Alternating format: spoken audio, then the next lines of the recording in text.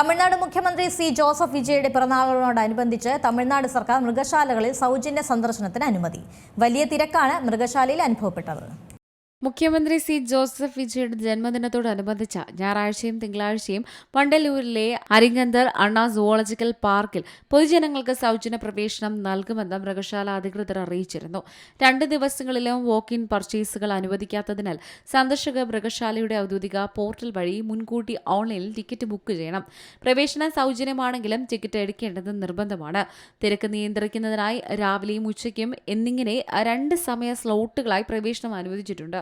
രാവിലെ 8:30 മുതൽ വൈകുന്നേരം 5 വരെ മൃഗശാല പ്രവർത്തിക്കും. വൈകുന്നേരം 4:30 വരെ പ്രവേശനം അനുവദനീയമാണ്. ഇന്നലെ മാത്രം വണ്ടലൂർ മൃഗശാലയിൽ സൗജന്യ സന്ദർശനം ഉപയോഗപ്പെടുത്തിയത് 17,182 പേരാണ്. മൃഗശാല അധികൃതരുടെ കണക്കനുസരിച്ച് 14,554 മുതിർന്നവരും 1,995 കുട്ടികളും 2 വയസ്സിന് താഴെയുള്ള 633 കുട്ടികളും സന്ദർശകരിൽ ഉൾപ്പെടുന്നുണ്ട്.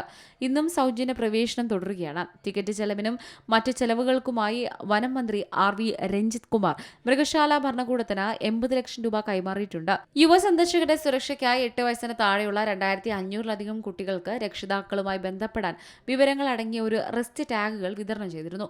കൂടുതൽ കുടിവെള്ള സൗകര്യങ്ങൾ, ബയോ ടോയ്ലറ്റുകൾ, മാലിന്യ ബിന്നുകൾ എന്നിവ ഒരുക്കിയിട്ടുണ്ട്. ന്യൂസ് ഡെസ്ക് സിംറളം ന്യൂസ്. ഏറ്റവും പുതിയ വാർത്തകളും വിശേഷങ്ങളും വിരൽത്തുമ്പിലറിയാൻ സീ മലയാളം ന്യൂസ് എല്ലാ ഡിജിറ്റൽ പ്ലാറ്റ്ഫോമുകളിലും ലഭ്യം.